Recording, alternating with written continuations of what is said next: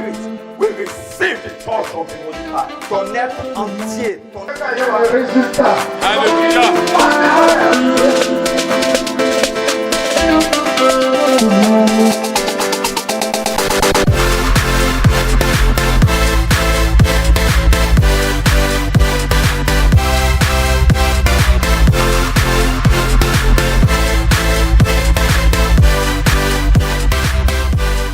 Il est en train de nous visiter comme jamais il n'a visité l'humanité.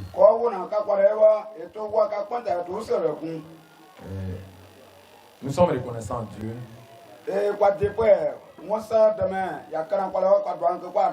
qui permet que nous soyons témoins de cette visitation.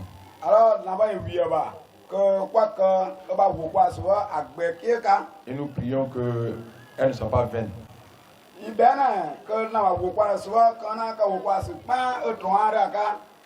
Avant de venir à mon sujet, je voudrais nous encourager parce que depuis avant-hier,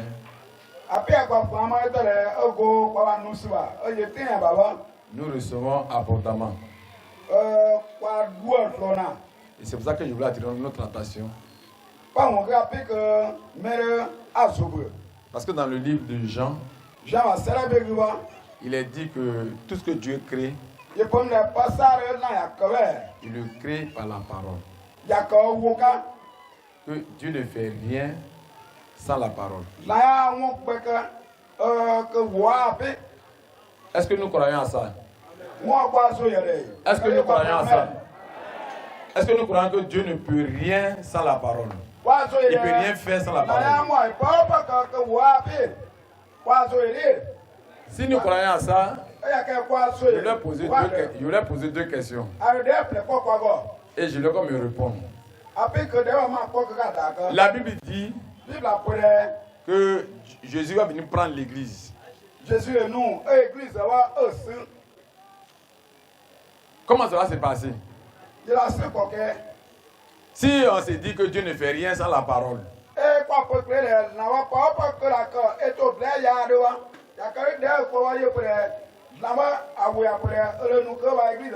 que l'enlèvement de l'église là,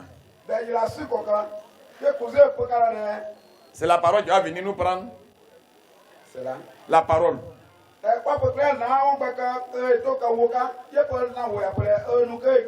Comment ça va se passer?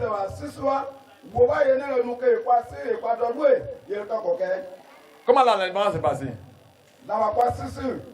Je veux un doigt. Je veux un doigt. Ici, il n'y a pas de doigt. Comment l'enlèvement selon vous va se passer? Et devant? Et ici? Il y a eu un doigt là-bas. Où ça? Non, donne-lui.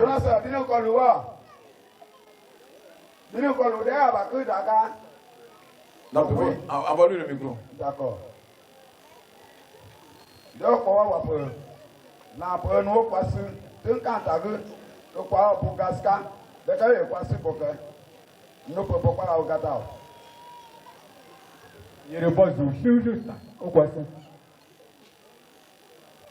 dit, c'est par l'Esprit de Dieu que Dieu va faire l'enlèvement. D'accord, merci. Et la résurrection, elle va se passer comment? Puisque nous aussi, on attend la résurrection. Il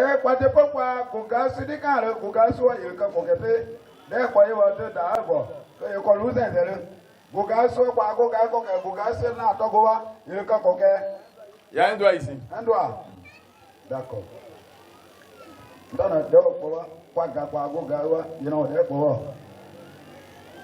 Alléluia.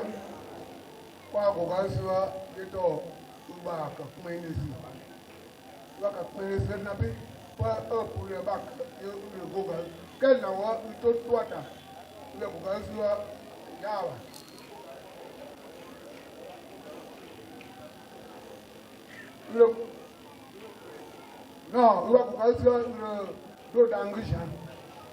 si la résurrection, c'est que toi-même là, si tu es mort, tu vas aller directement dans les cieux. C'est ce qu'il a dit. Oui, un doigt ici, s'il vous plaît. D'accord. Non, un seul doigt et puis après on va arrêter. Un seul doigt. Dans le nom de Jésus, c'est comme un dynamo. L'enlèvement. Oui, non, laisse-le. L'enlèvement, oui. L'enlèvement de Jésus, c'est comme un dynamo. Le dynamo, comme tu le mets par terre, il prend ce qui est bon. Puis l'enlèvement, c'est les saints qui vont vers Jésus. D'accord. Maintenant, pour la résurrection, avec quelqu'un qui avait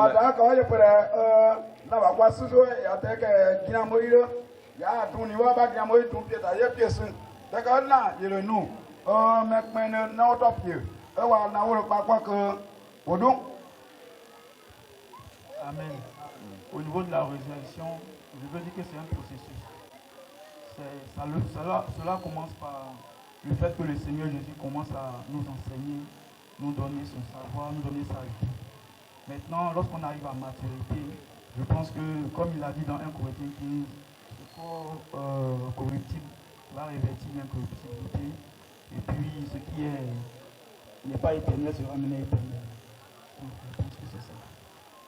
D'accord, à part là, il y a pas de boucan, soit il y a le blanc. Blanc, canayaba, blanc, moi, il y a qu'un don, il y a quoi, le quoi, moi, que quoi, boum, que son ya, boucan, que quoi, que boum, donne, que son ya, que quoi, boucan, soit à bas, il y en a. Alléluia. Amen. Alléluia. Amen. Ces deux questions que j'ai posées, c'est ce que les frères ont abordé depuis avant-hier.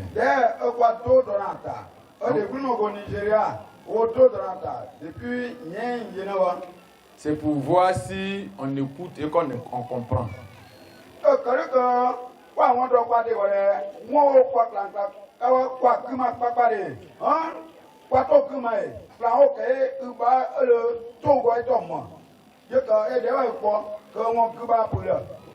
Ils nous ont dit que la vie est dans la lumière.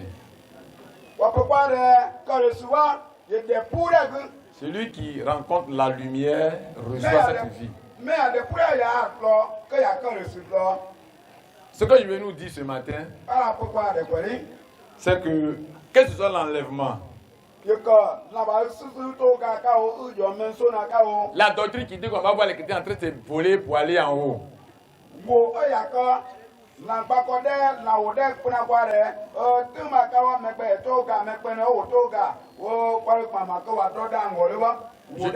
Je vais dire que cette compréhension-là n'est pas correcte. Quant à la résurrection, on pense que en un clin d'œil, tu attrapes et puis ton corps change.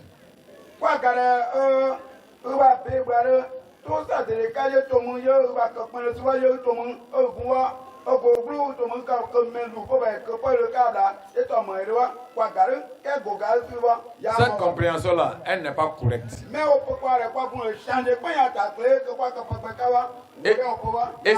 Et ces deux compréhensions empêchent les enfants de Dieu de connaître Dieu.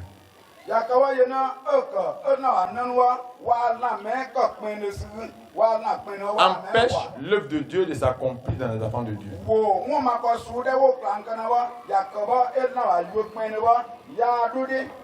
La compréhension de ce que Dieu est en train de faire maintenant est la puissance de Dieu pour accomplir l'œuvre de la rédemption de cette heure.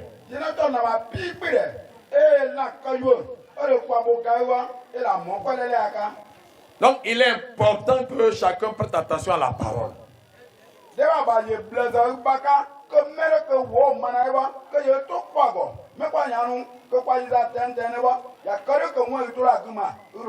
que nous nous attachions à la compréhension de la parole au-delà de toute autre chose.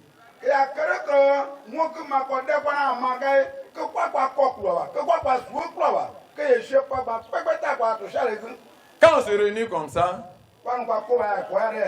c'est pour nous approcher de la parole. Donc je voulais nous encourager. Attachons-nous à la parole. Et cherchons à comprendre ce que Dieu est en train de dire maintenant. Et ce que Dieu est en train de faire maintenant. Ce séminaire est quelque chose de trop et très grand. Quand nous allons quitter ici, réécoutons que les conducteurs travaillent à comprendre ce qui s'est passé maintenant là. Et qu'ils réécoutent eux-mêmes. Et qu'ils arrivent à comprendre. Et qu'ils conduisent leur assemblée dans cette compréhension. Que Dieu nous aide. Que Dieu nous aide. Que Dieu nous aide. Alléluia. Amen. Pendant que je priais avant qu'on ne vienne, pour ce moment, il y a un témoignage qui est monté sur mon cœur que je voulais partager. Et le témoignage, c'est la mort de Lazare. Dans Jean chapitre 11.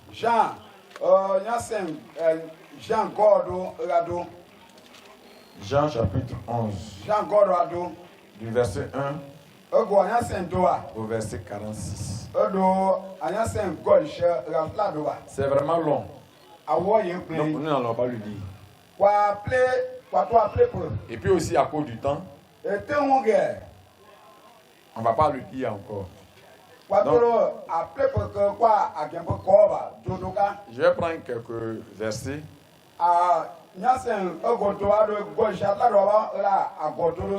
que je vais commenter. Et puis on va arrêter. Je veux bénir ton nom. Toi qui te soumets ce moment. Oh, toi qui as un but en cette saison. Toi qui as une œuvre accomplie. Tu nous as appelés en ce lieu, Père. Parce que tu veux faire de nous participants de cette œuvre. Et tu es présent en ce lieu. Par ta parole éternelle, révèle-toi en nous. Par ta parole, Père, accomplis ton œuvre en nous. Maintenant que nous proclamons ta parole, nous prions que ta puissance agissante, Père, opère dans nos cœurs. Au nom de Jésus-Christ. Amen. Amen.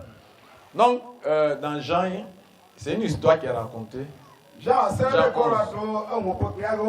Il y a un homme qui s'appelait Lazare, qui a été malade. Et ses deux sœurs qui savaient que Jésus avait un amour particulier pour Lazare, envoyaient des gens vers Jésus-Christ. Vous dites que ton ami Lazare que tu aimes beaucoup là, nous avons le témoin que tu l'aimes. Et nous avons le témoin que toi tu guéris. Lorsque tu as guéri même tes ennemis, ton ami que tu aimes est malade. Quand Jésus a attendu, il n'a rien fait. Il est resté. Jusqu'à ce que Lazare meure. Jusqu'à ce qu'on enterre Lazare. Et c'est à ce moment qu'il dit à ses disciples, allons, on va réveiller Lazare. Allons, on va réveiller Lazare. Et puis il vient. Et un élément que je voudrais souligner avant de revenir à mon sujet. Il a dit que Lazare était déjà en décomposition. Lazare commençait déjà à pourrir. Il est mort et il pourrit. Jésus vient et il parle à quelqu'un qui est mort et qui est pourri. Jésus s'adresse à ce mort. Jésus s'adresse à cette personne qui est déjà pourrie. Et puis lui dit, Lazare, sors. Quand quelqu'un dort, comment on fait pour le réveiller? Hein? On le tape, non? Maintenant, quand il est mort, on fait quoi? Écoutez-moi bien. Jésus parle à un mort. Un mort qui est pourri. Et puis lui dit, sors. Écoute-moi bien. Jésus ne parle pas à quelqu'un qui dort. Il parle à un mort. Mais il parle à un mort qui a commencé à pourrir. Tout le système en lui là a commencé à pourrir. Il n'est pas qu'insensible, mais lui il n'existe même plus.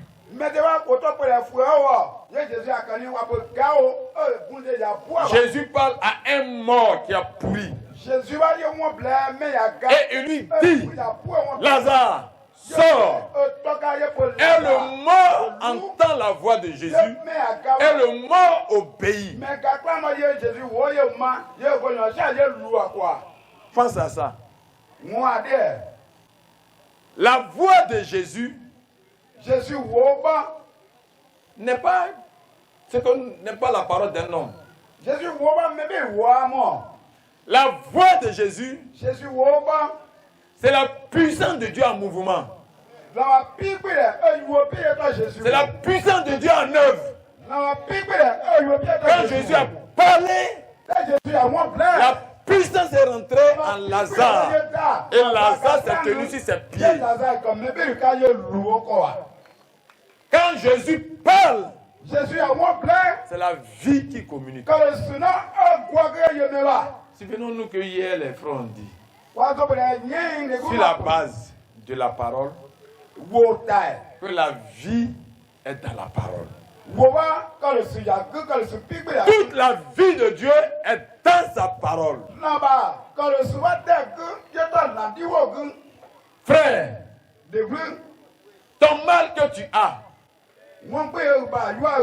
la situation sur laquelle qui domine sur toi, qui est arrivé à un état où il n'y a plus d'espoir.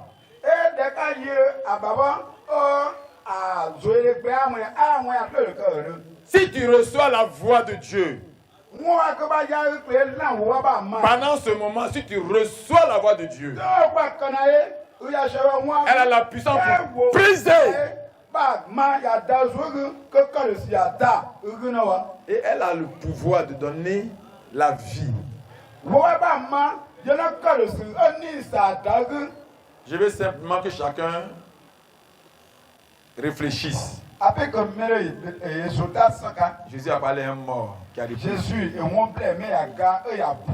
Jésus a parlé à un mort qui est pourri. Donc, aucune limitation ne peut te bloquer. Aucune situation ne peut être une limitation pour toi.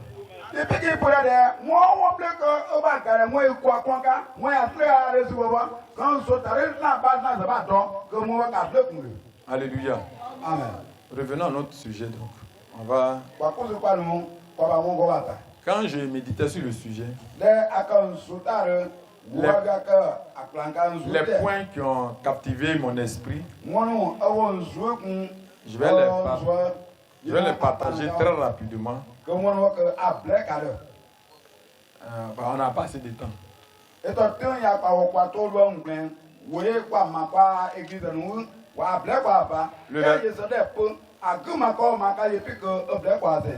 Le verset 1 dit,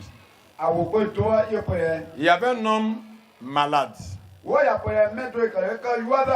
Lazare, de Béthanie, village de Marie, et de Marthe, sa sœur.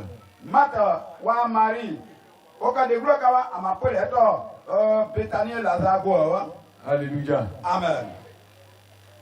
Ce verset a retenu mon attention. Comme j'ai dit, je vais prendre. Ce verset fait la présentation de Lazare. Et il dit Lazare de Béthanie.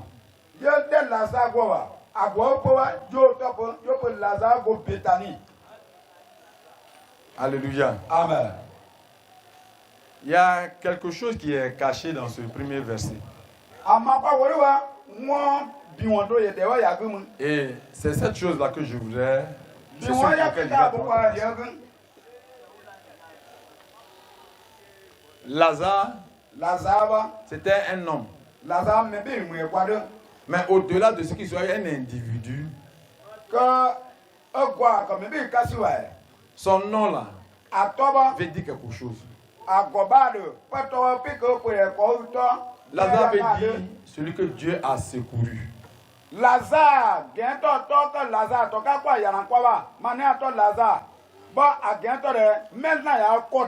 Celui pour qui Dieu a déjà pourvu.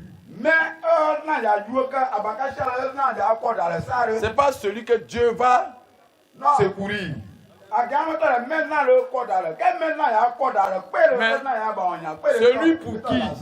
celui pour qui à la croix notre glorieux Dieu a dit tout est accompli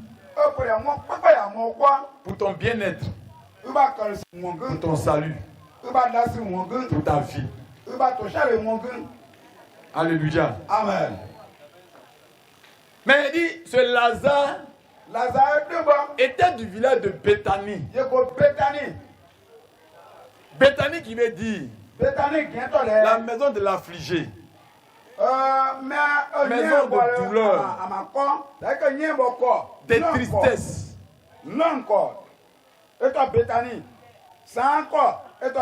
Non, voilà quelqu'un pour lequel Dieu a tout pourvu.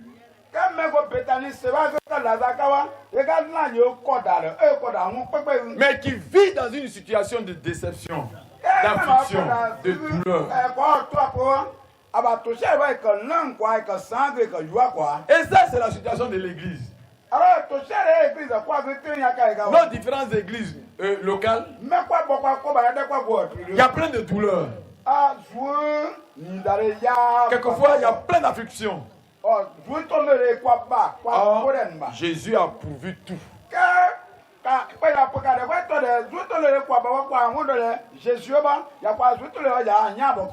Quelquefois, on a comme le même Jésus est fâché contre nous.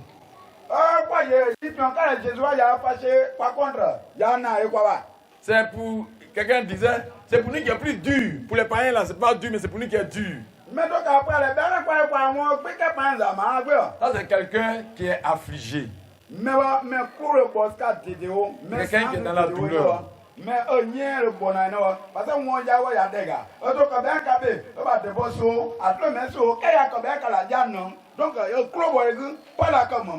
Ce Lazare avait deux sœurs.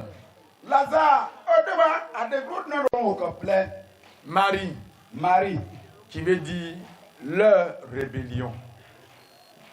Leur rébellion. La rébellion, c'est sa personne. Ok. Marie, c'est-à-dire, c'est un état de cœur qui ne se soumet pas entièrement à Dieu. Un état de cœur qui ne se soumet pas entièrement à Dieu.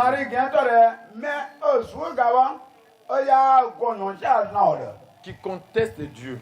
Qui ne se laisse pas conduire entièrement par Dieu. Marthe veut dire maîtresse. La force. Celle qui domine.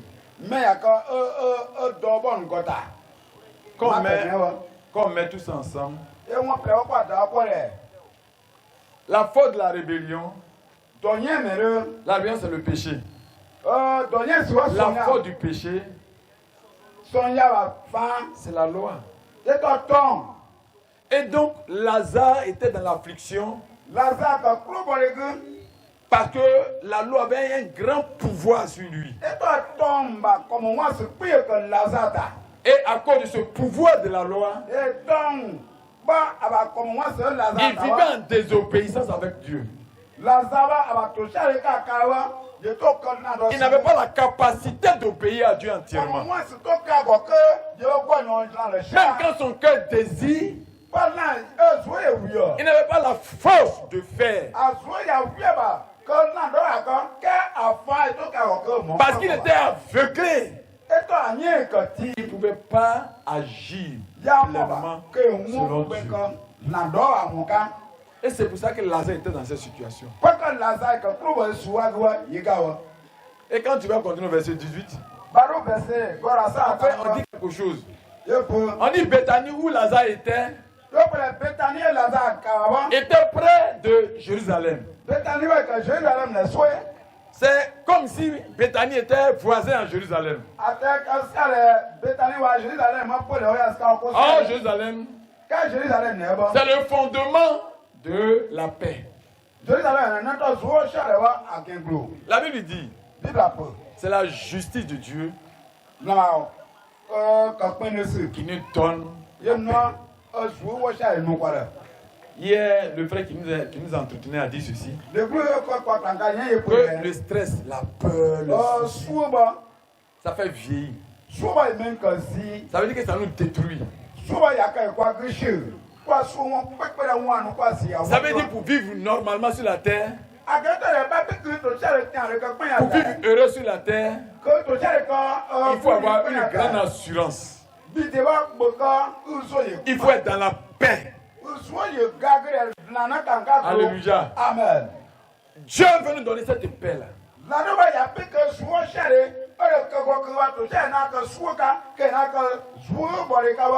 Vous voyez, quand on lit la Bible, on voit dedans un Dieu qui secoue les hommes. Un Dieu qui résout le problème des hommes. Et notre esprit, quelquefois, voit, et puis notre esprit est heureux.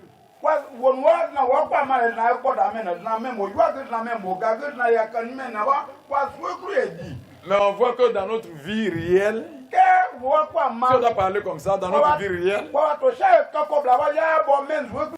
c'est le contraire de ce qu'on pense là.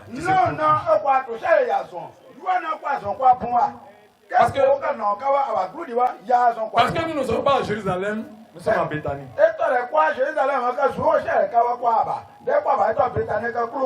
Quand je dis nous, je ne parle pas de nous. Je veux dire ceux qui voient comme ça. Ils sont dans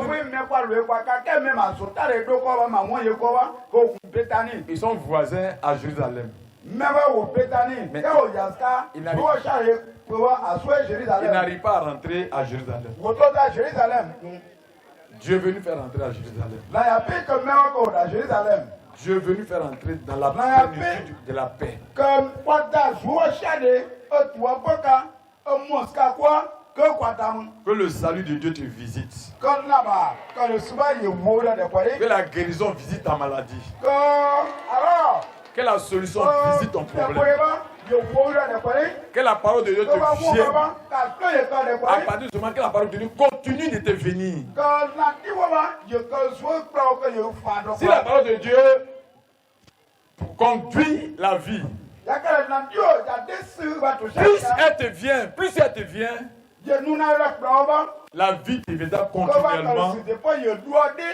Et la vie te viendra de façon interrompue. Et cette vie qui te vient de façon interrompue, c'est la vie éternelle. Tantôt la vie ne va pas te venir de façon interrompue. Tu ne vas pas posséder la vie éternelle. Il faut que la parole de Dieu nous vienne de façon interrompue. Il faut que où que nous soyons, quoi que nous fassions, que la parole de Dieu continue de nous vivre. Et l'ennemi ne pourra pas nous toucher. Quand la parole continue de nous venir, alors on va devenir cette nouvelle Jérusalem. Alléluia. Amen. Le troisième point qui a retenu mon attention, c'est le verset 21. 20 à 21. Le verset 20 à 21. On dit, lorsque Marie, Jésus est donc venu. Quand il est venu, il n'est pas entré à Béthanie. Il s'est arrêté. On dit, lorsque Marthe apprit que Jésus arrivait, elle allait au devant de lui. Tandis que Marie se tenait assise à la maison. Marthe dit à Jésus, Seigneur, si tu eusses été ici, mon frère ne serait pas mort. Quand on les présentait, c'est Marie qu'on avait présenté premier. Et puis Marthe après. Quand Jésus a commencé à venir, quand Jésus venait, c'est Marthe maintenant qui allait vers Jésus premier. Et puis Marie est restée derrière. Or, je disais que Marie, c'était rébellion, c'était péché, c'était désobéissance. Et je disais aussi que Marthe, c'était la loi, c'était la force de la rébellion. Et Jésus veut changer nos vies. Jésus veut nous aider à lui obéir. Jésus veut nous conduire dans la plénitude de l'obéissance. Alléluia. Amen. Mais voici comment il opère. Nous les hommes, nous disons, faut pas voler, faut pas mentir.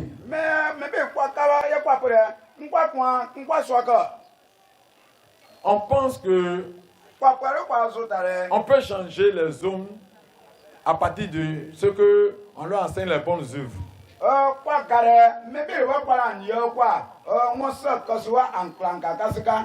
Ce témoignage dit, Jésus s'est attaqué à la puissance du péché. Jésus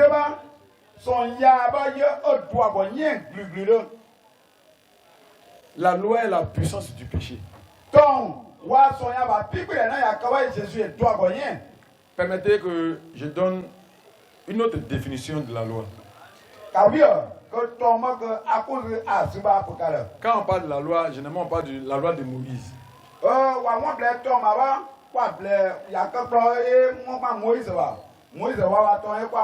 Mais quand Romains 10 explique aussi la loi, la loi, c'est la confiance dans la chair.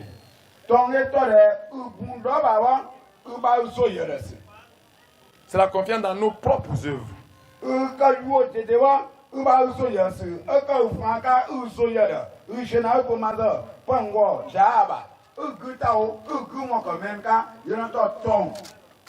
Quand nous... Il dit, maudit est celui qui se confie en l'homme.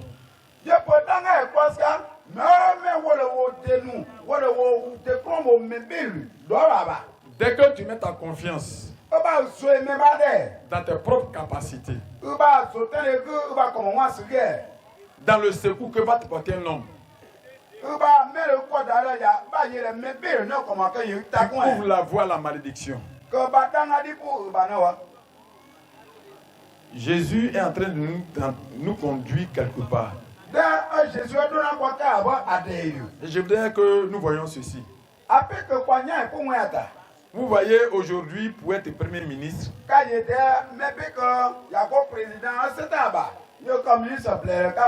pour travailler dans une société, on va te mettre ton CV. On va dire, tu as quel diplôme?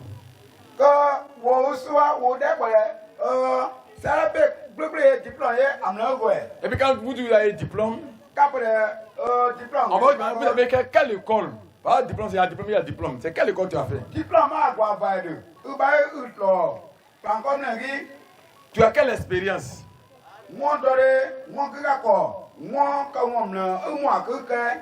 Tout ça, c'est les œuvres de la chair.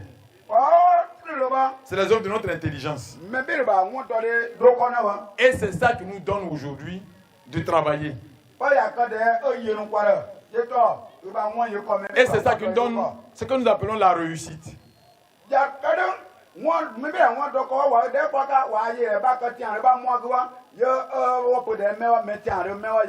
Mais la Bible nous donne un témoignage d'un homme qu'on appelait Joseph. Ce Joseph-là, il était quelque part. De là, on l'a pris. De là, on l'a pris. On l'a mis en prison. De la prison, Dieu l'a pris. Puis Dieu l'a fait Premier ministre.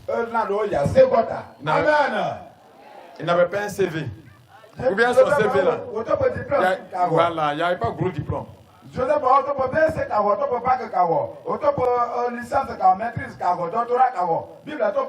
Mais le diplôme qu'il avait, c'était sa connaissance de Dieu. C'était la capacité que tu lui as donnée. Et les gens ont vu que l'intelligence qu'il avait était au-dessus.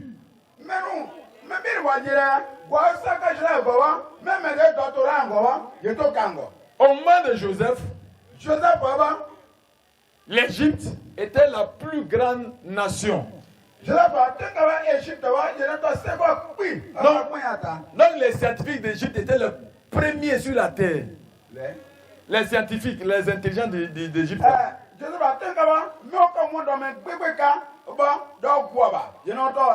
C'était comme les États-Unis aujourd'hui.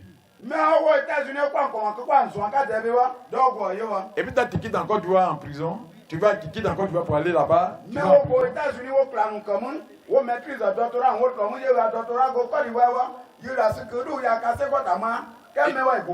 Et puis on te prend pour te nommer Premier ministre.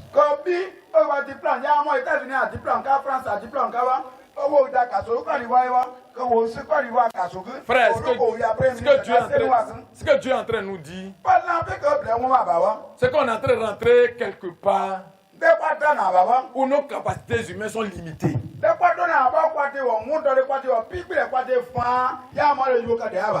Le monde qui vient, le siècle qui vient, notre capacité humaine ne peut plus rien faire.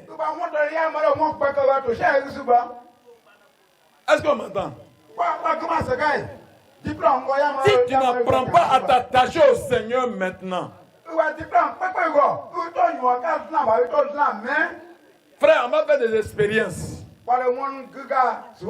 individuellement.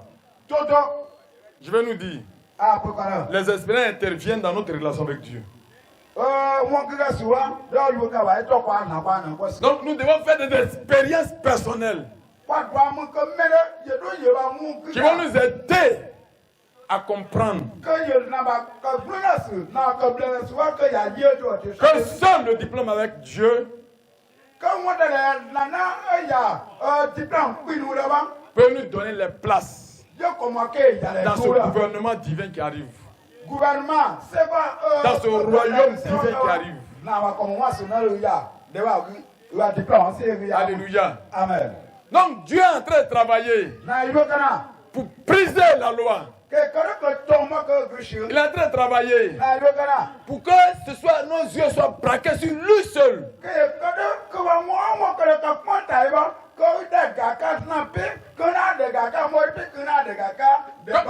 Que nous ne sommes plus limités par nos faiblesses. Que nous ne sommes plus limités par nos capacités humaines. Que nous ne sommes plus limités par nos diplômes. Mais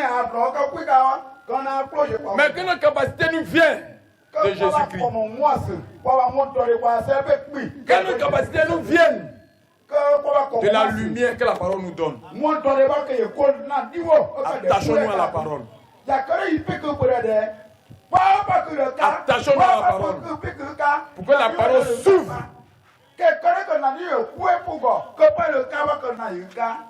Que Dieu soit béni. Amen. Que Dieu soit béni. Amen. Que Dieu soit béni. Amen. Alléluia. Alléluia. La Bible dit, il y a un voile qui est sur le visage des hommes. Mais c'est quand le cœur se tourne vers Jésus-Christ que le voile la quitte progressivement. Apprenons chaque jour à notre regard vers Jésus.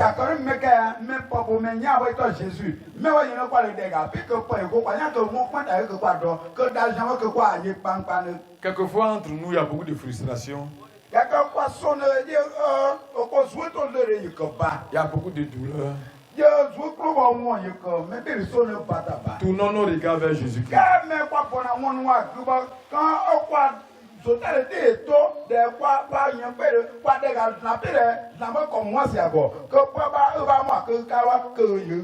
Quand nous allons tourner notre regard vers Jésus-Christ, et quand nous allons nous mettre à le contempler, les événements vont changer. Notre vision va changer. Et la vie va nous venir.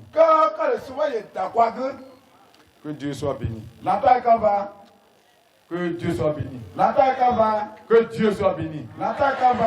Donc Jésus a rencontré Marie. Il a échangé avec Marie. Quelle a fini d'échanger avec Marie? Qu'elle a détruit la loi. On a fait appel à... il a rencontré Marthe. On a fait appel à Marie.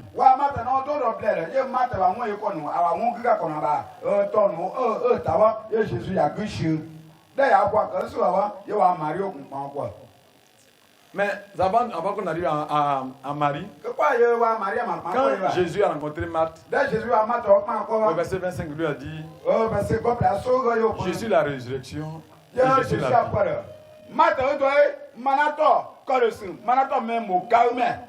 Celui qui croit en moi vivra quand même qui serait mort.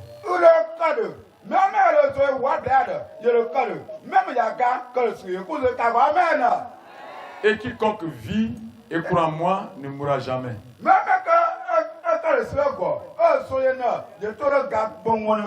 Il lui demande, est-ce que tu crois? Jésus fait une déclaration. Et puis demande à notre humanité, qui est l'expression de cette loi. Est-ce que tu crois en ça? Est-ce que tu crois que Jésus est ta limitation? Ce que lui peut faire là, c'est ça seulement qui te limite. Il dit, même si quelqu'un est mort, si la personne croit en lui, qu'elle meurt, elle va avoir la vie. Mais pendant qu'elle est avec lui, si tu es avec lui, tu marches avec lui, et tu continues de croire, tu continues d'accepter sa parole, et de vivre ta parole, et d'accepter, et de vivre, tu peux parvenir à un niveau où la mort physique va plus t'atteindre.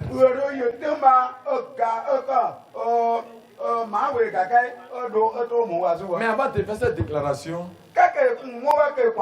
il fait une première déclaration. Et c'est cette première déclaration qui m'intéresse.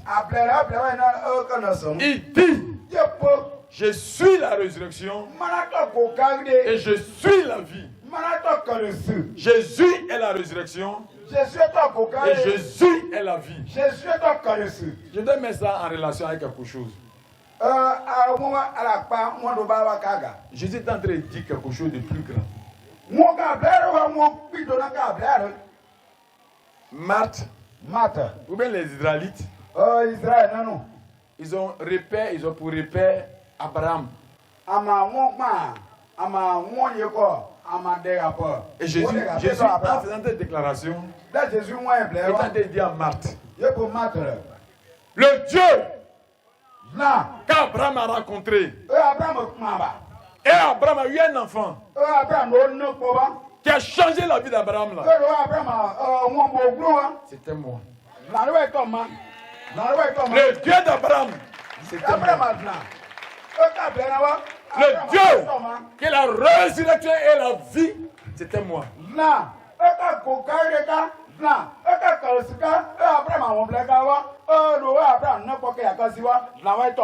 Pourquoi je dis ça? Dans Romains chapitre 4, il est dit que... Je vais le lire.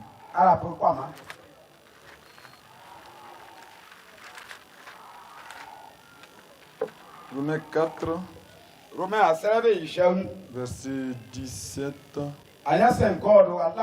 Il dit, je t'ai établi père d'un grand nombre de nations.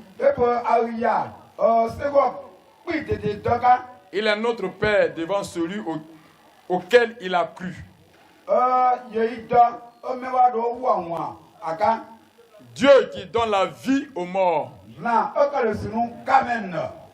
Dieu qui donne la vie aux morts. Le Dieu de la résurrection. Et qui appelle les choses qui ne sont pas comme si elles sont. Donc il dit, Abraham dans sa relation avec Dieu, Abraham a découvert deux choses. Abraham a compris que le Dieu qui s'est présenté à lui, c'est le Dieu de la résurrection. Et qu'il est capable de donner la vie. Le corps d'Abraham était mort. Le corps d'Abraham était mort. Mais Dieu l'a rajeuni. Et Abraham a compris que Dieu est capable de rajeunir le corps. Quand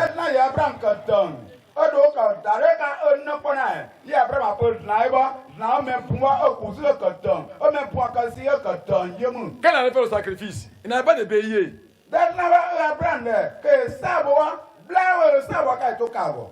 Il a trouvé un bélier là-bas.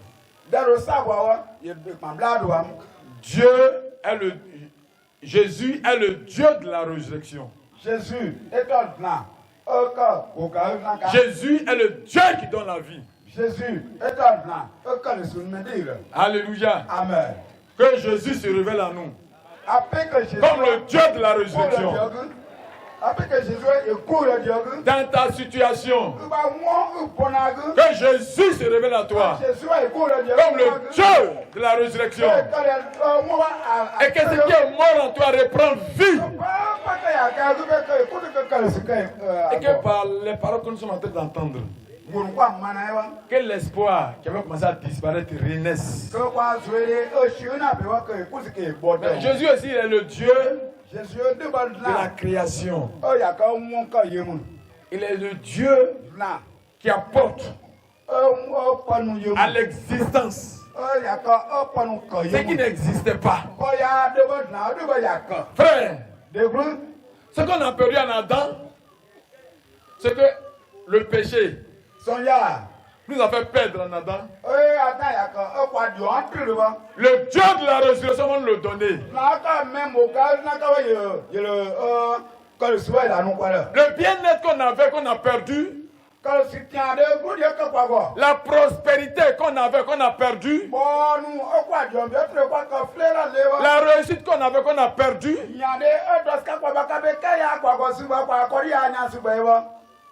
Le Dieu de la résurrection, il va nous le donner. Il dit, ce que les bêtes ont dévoré, Lui va te le donner. Alléluia. Amen. Alléluia. Amen. Apocalypse il dit au vainqueur. Pour dire quelle est l'église que Dieu est en train de constituer. C'est des gens qui vont de victoire en victoire. Tu auras toutes les victoires de Dieu. Tu auras toutes les victoires de Dieu. Le diable a été vaincu pour toi. Tout ce que tu as perdu en Adam, Jésus va te redonner. Mais aussi, ce que tu n'avais pas eu, Adam n'avait pas réussi, on va le posséder. Donc c'est comme ça qu'il présente à Marie. Je suis le Dieu de la résurrection. Je suis le Dieu d'Abraham. Je suis le Dieu d'Isaac. Je suis le Dieu de Jacob. Je suis l'Éternel qui a créé les cieux et la terre. Je suis le Dieu tout-puissant. Rien ne m'est impossible.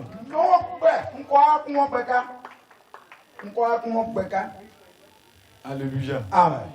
Alléluia. Amen. Je vais m'arrêter sur ça. Je vais m'arrêter là. Je vais insister un peu dessus.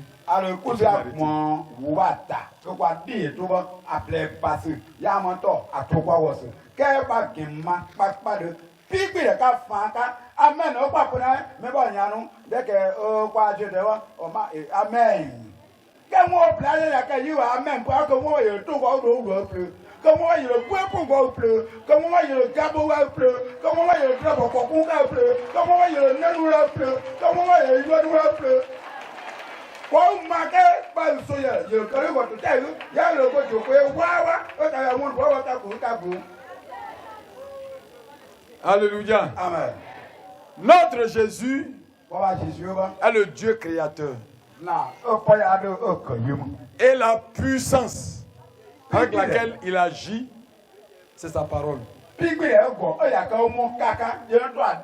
La Bible dit que la parole de Dieu est efficace. Ça veut dire elle ne joue pas.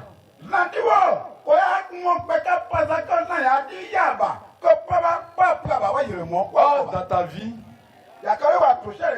tu as l'impression que ce n'est pas la même parole. Tu as l'impression que la parole perd de son efficacité. La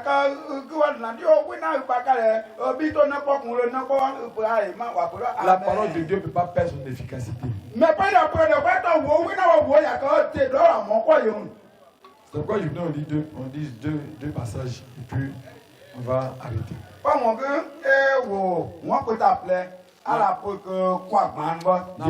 Dans Matthieu. Matthieu 15. Je vais lire le verset 6. Je commence au verset 5.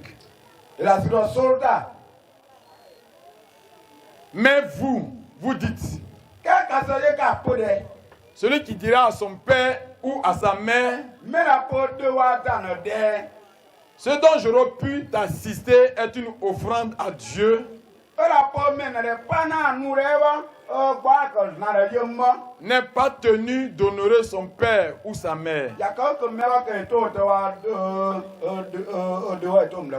Vous annulez ainsi la parole de Dieu au profit de vos traditions.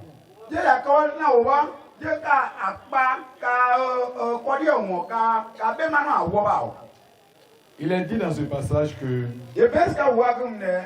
les pharisiens ont fait un reproche à Jésus. Et Jésus leur a répondu.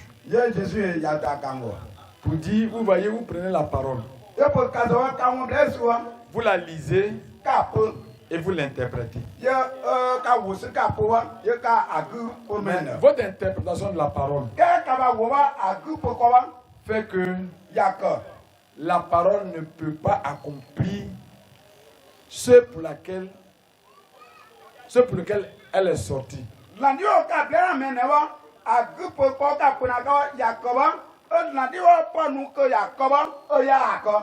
Il nous dit quelque chose peut annuler la parole. La parole de Dieu qui est puissante là. Il y a quelque chose qui peut faire qu'elle ne peut pas agir. Et cette chose, c'est la mauvaise compréhension de la parole. C'est nos propres traditions. Et c'est pour cela que les enseignants de la parole doivent prendre soin de travailler jusqu'à ce que l'écriture soit ouverte.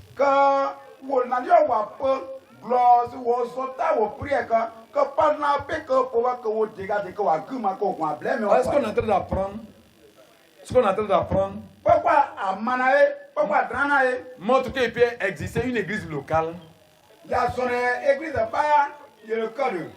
dans laquelle tous ceux qui sont dedans soient corrects. Craignent tous Dieu. Craignent tous Dieu. Craignent tous Dieu.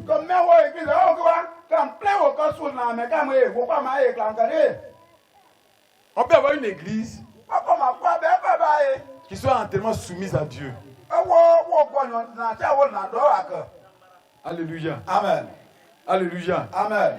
Alléluia. Amen. Une église dans laquelle la puissance de Dieu est agissante.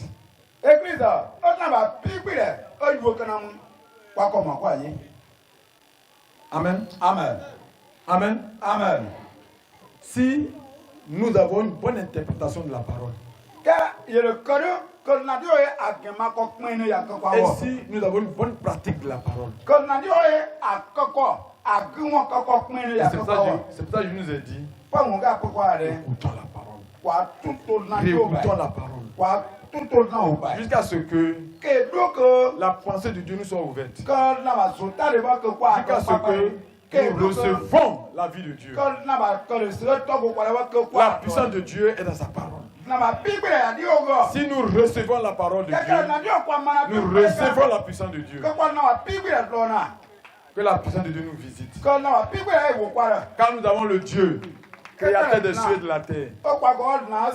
Le Dieu qui appelle le mort, et le mort dans la voie, et le mort sort.